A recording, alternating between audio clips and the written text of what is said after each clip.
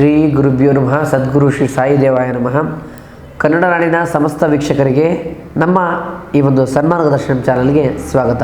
ವೀಕ್ಷಕರೇ, ಇವತ್ತಿನ ಈ ಒಂದು ವಿಡಿಯೋದಲ್ಲಿ ನಾನು ನಿಮಗೆ ಫೆಬ್ರವರಿ 15ನೇ ತಾರೀಕು ಬರ್ತಕ್ಕಂಥ ಮಹಾಶಿವರಾತ್ರಿ ಕಳೆದ ನಂತರ ಸಿಂಹರಾಶಿಯವರ ಜಾತಕದಲ್ಲಿ ಗ್ರಹಗಳ ಸಂಚಾರದ ಮುಖ್ಯ ಬದಲಾವಣೆಗಳೇನಾಗುತ್ತೆ ಮತ್ತು ಪಾಸಿಟಿವ್ ವಿಚಾರ ಏನು, ನೆಗೆಟಿವ್ ವಿಚಾರ, ಅದಕ್ಕೆ ಏನೆಲ್ಲ ಪರಿಹಾರ ಮಾಡಬೇಕು ಅಂತಕ್ಕಂಥದ್ದನ್ನು ಈ ಒಂದು ವಿಡಿಯೋದಲ್ಲಿ ತಿಳಿಸ್ಕೊಡ್ತೀನಿ. ಅದಕ್ಕಿಂತ ಮುಂಚೆ ನಿಮ್ಮ ಜೀವನದಲ್ಲಿ ಇರ್ತಕ್ಕಂಥ ಸಮಸ್ಯೆಗಳು ಯಾವುದೇ ರೀತಿ ಪರಿಹಾರ ಕಾಣ್ತಾ ಇಲ್ಲ, ಎಷ್ಟೋ ಸಮಸ್ಯೆಗಳು ಪರಿಹಾರ ಸಿಗದೆ ಬಹಳಷ್ಟು ಮನನೊಂದಿದ್ದೀರಾ.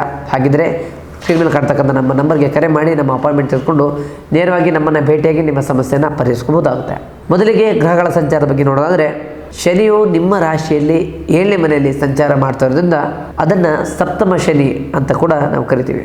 ಶನಿಯ ಕ್ರೂರ ದೃಷ್ಟಿ ಕಡಿಮೆಯಾಗಿ ಶಿವರಾತ್ರಿಯ ನಂತರ ಶನಿಯ ಕ್ರೂರತೆ ಕಡಿಮೆಯಾಗಿ ಶಿವನ ಕೃಪೆಗೆ ಪಾತ್ರರಾಗ್ತೀರಾ. ನಿಮ್ಮ ಸಂಬಂಧದಲ್ಲಿ ಇರ್ತಕ್ಕಂತಹ ಕಹಿ ಮಾತುಗಳು ದೂರ ಆಗುತ್ತೆ. ಇನ್ನು ಗುರುಗ್ರಹದ ಬಗ್ಗೆ ನೋಡೋದಾದ್ರೆ, ಗುರುಗ್ರಹವು ನಿಮ್ಮ ರಾಶಿಯಿಂದ 11ನೇ ಮನೆಗೆ, ಗುರುಗ್ರಹವು ನಿಮ್ಮ ರಾಶಿಯಲ್ಲಿ 11ನೇ ಮನೆಯಲ್ಲಿ ಸಂಚರಿಸುವುದರಿಂದ ಕಳೆದ ಕೆಲವು ಕಾಲಗಳಿಂದ ನೀವು ಅನುಭವಿಸಿದ್ದ ಆರ್ಥಿಕ ಮುಗ್ಗಟ್ಟು ದೂರವಾಗುತ್ತೆ.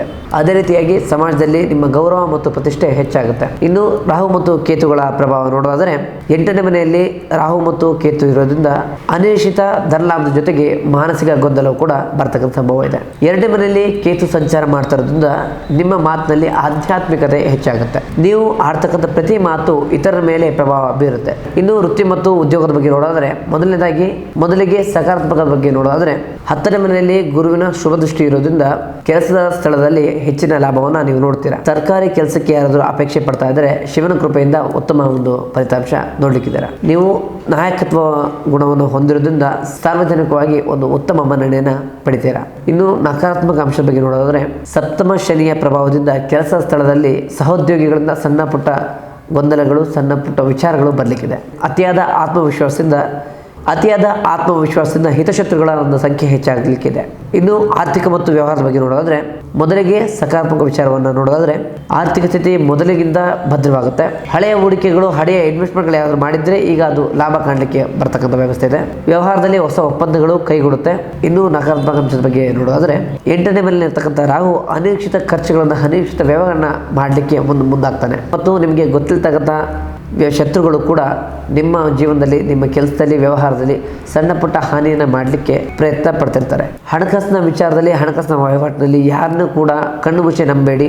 ಜೊತೆಗೆ ಬ್ಲೈಂಡ್ ವಿಚಾರವಾಗಿ ಯಾರನ್ನೂ ಕೂಡ ನಂಬಲಿಕ್ಕೆ ಅವಶ್ಯಕತೆ ಬೇಡ. ಸೊ ಇದರಿಂದ ನಿಮಗೆ ಹೆಚ್ಚಿನ ನಂಬಿಕೆ ದ್ರೋಹ ಅಥವಾ ಆತ್ಮವಿಶ್ವಾಸವನ್ನು ಕಡಿಮೆ ಮಾಡುವಂಥ ಸಂಭವ ಹೆಚ್ಚಾಗಿದೆ. ಇನ್ನು ಪ್ರೀತಿ ಮತ್ತು ಕುಟುಂಬ ಬಗ್ಗೆ ನೋಡೋದಾದರೆ, ಮೊದಲಿಗೆ ಸಕಾರಾತ್ಮಕ ವಿಚಾರದ ಬಗ್ಗೆ ನೋಡೋದಾದರೆ, ಕುಟುಂಬದಲ್ಲಿ ತಂದೆಯ ಬೆಂಬಲ ಮತ್ತು ಆಶೀರ್ವಾದ ಸದಾ ಇರುತ್ತೆ. ಮಕ್ಕಳ ಸಾಧನೆಯಿಂದ ಮನೆಯಲ್ಲಿ ಸಂಭ್ರಮ ಸದಾ ಇರುತ್ತೆ. ಆಧ್ಯಾತ್ಮಿಕ ಕಾರ್ಯಗಳಲ್ಲಿ ಕುಟುಂಬದೊಂದಿಗೆ ಪಾಲ್ಗೊಳ್ತೀರಾ. ನಿಮ್ಮ ಸಂಗಾತಿಯೊಂದಿಗೆ ದೂರ ಪ್ರಯಾಣವನ್ನು ಮಾಡ್ತೀರಾ. ಇನ್ನು ನಕಾರಾತ್ಮಕ ಅಂಶದ ಬಗ್ಗೆ ನೋಡೋದಾದರೆ, ಸಪ್ತಮ ಶನಿಯು 7ನೇ ಮನೆಯಲ್ಲಿರೋದ್ರಿಂದ ವೈವಾಹಿಕ ಜೀವನದಲ್ಲಿ ಸ್ವಲ್ಪ ಕಿರಿಕಿರಿ ಆಗುವಂಥ ಸಂಭವ ಇದೆ. ಸಂಗಾತಿಯ ಆರೋಗ್ಯದ ಬಗ್ಗೆ ಸ್ವಲ್ಪ ಕಾಳಜಿಯನ್ನು ವಹಿಸಬೇಕಾಗ್ತದೆ. ನಿಮ್ಮ ಕೆಲವೊಂದು ಅಹಂಕಾರದ ವರ್ತನೆಗಳಿಂದ ಕುಟುಂಬದ ಸದಸ್ಯರಲ್ಲಿ ನೋವನ್ನು ಉಂಟು ಮಾಡುತ್ತೆ. ಇನ್ನು ಆರೋಗ್ಯದ ವಿಚಾರದ ಬಗ್ಗೆ ನೋಡೋದಾದರೆ, ಸಕಾರಾತ್ಮಕ ಅಂಶದಲ್ಲಿ ಹಳೆಯ ಕಾಯಿಲೆಗಳಿಂದ, ಹಳೆಯ ನೋವುಗಳಿದ್ದರೆ ನಿಮ್ಮ ಜೀವನದಲ್ಲಿ ಅದರಿಂದ ಚೇತರಿಕೆಯನ್ನು ಕಾಣ್ತೀರಾ. ಶಿವನ ಧ್ಯಾನದಿಂದ ಮಾನಸಿಕವಾಗಿ ಹೆಚ್ಚು ಸದೃಢರಾಗ್ತೀರಾ ಮತ್ತು ಮುಖದಲ್ಲಿ ಹೊಸ ತೇಜಸ್ ಅಂತಕ್ಕಂಥದ್ದು ಬರ್ತದೆ. ಇನ್ನು ನಕಾರಾತ್ಮಕ ಅಂಶದ ಬಗ್ಗೆ ನೋಡೋದಾದರೆ, ಕೆಲಸದ ಪ್ರೆಷರ್ಗಳಿಂದ ದೇಹದಲ್ಲಿ ರಕ್ತದ ಒತ್ತಡ ಆಗ್ಬೋದು, BP, ಶುಗರ್ ಅಂತಕ್ಕಂಥ ವ್ಯವಸ್ಥೆಗಳು ಬರಲಿಕ್ಕೆ ಸಂಭವ ಇದೆ ಮತ್ತು ದೃಷ್ಟಿದೋಷ ಆಗ್ಬೋದು, ಕಣ್ಣಿನ ಉರಿ ಆಗ್ಬೋದು, ಇದು ಕಾಣಿಸುವಂಥ ಸಂಭವ ಇದೆ. ಶಿವನ ಮೆಚ್ಚುಗೆಗೆ ಪಾತ್ರರಾಗಬೇಕಂದ್ರೆ ಏನೆಲ್ಲ ಪರಿಹಾರ ಮಾಡಬೇಕಪ್ಪ ಅಂದರೆ, ಪ್ರತಿ ಸೋಮವಾರ ಶಿವನಿಗೆ ಕೆಂಪು ಹೂವು ಜೊತೆಗೆ ಜೇನು ಮಿಶ್ರಿತ ನೀರಿನೊಂದಿಗೆ ಅಭಿಷೇಕವನ್ನು ಮಾಡಬೇಕಾಗುತ್ತೆ. ಶನಿ ಮತ್ತು ರಾಹುವಿನ ಶಾಂತಿಗಾಗಿ ಪ್ರತಿ ಶನಿವಾರ ಶಿವನ ದೇವಸ್ಥಾನದಲ್ಲಿ ದೀಪವನ್ನು ಹಚ್ಚಿ ಓಂ ನಮಃ ಶಿವಾಯ ಅಂತ ಪ್ರಾರ್ಥನೆ ಮಾಡಿ. ಇದಾಗಿತ್ತು ಸಿಂಹರಾಶಿಯವರ ಮಹಾಶಿವರಾತ್ರಿ ಕಳೆದ ನಂತರ ಇರ್ತಕ್ಕಂತಹ ಪಾಸಿಟಿವ್ ಮತ್ತು ನೆಗೆಟಿವ್ ವಿಚಾರಗಳು. ಹೆಚ್ಚಿನ ಮಾಹಿತಿಗಾಗಿ ನಮ್ಮ ಒಂದು ಚಾನಲ್ ಲೈಕ್ ಮಾಡಿ ಮತ್ತು ಸಬ್ಸ್ಕ್ರೈಬ್ ಮಾಡ್ಕೊಳ್ಳಿ. ಮುಂದಿನ ವಿಡಿಯೋದಲ್ಲಿ ಸಿಗೋಣ. ಧನ್ಯವಾದಗಳು.